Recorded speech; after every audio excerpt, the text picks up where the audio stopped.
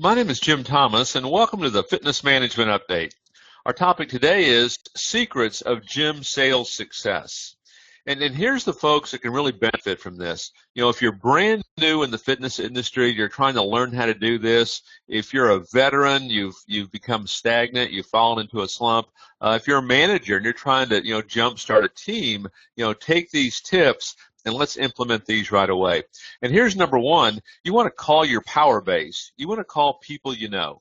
And what we suggest you do is grab your cell phone, call every single person in that cell phone, let them know what you're up to, how excited you are, and you want to invite them in for a free week. These are people that know you, they trust you, and they want you to succeed. This is where you want to start. And for you folks that say, well, I could never sell my friends, sell my family, I think at that point you have to question yourself as to whether or not you're really sold on this and believe in this enough really to persuade others. Number two is you want to be agreeable. You've heard us talk about this quite a bit. Too many salespeople, they sell from a standpoint of being disagreeing, and it's difficult to do that, okay? We justify, we defend our position. Simply be agreeable. Mary, I understand that is a lot of money. Now, let's go ahead and get you started. Next, you want to show membership programs to everybody.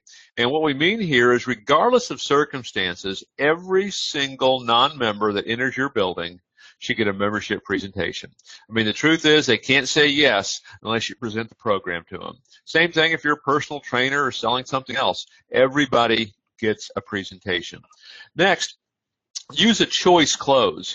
Mary, do you prefer program A or program B? I mean, too many folks, they'll hand over a price list that might have 10 or 15 different prices on it, and they'll talk about them.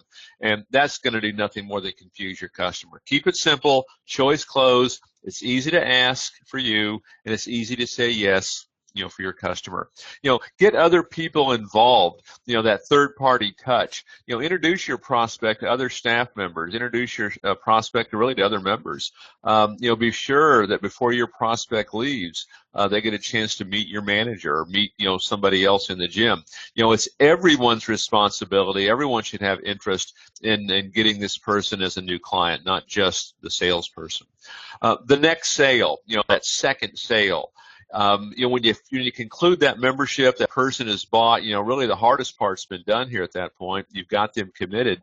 That second sale should be easier. That second sale could be anything like personal training, nutrition, could be apparel, anything else that you might sell in your gym, whether it's related or unrelated, to the membership program. Make sure you're asking for that second sale.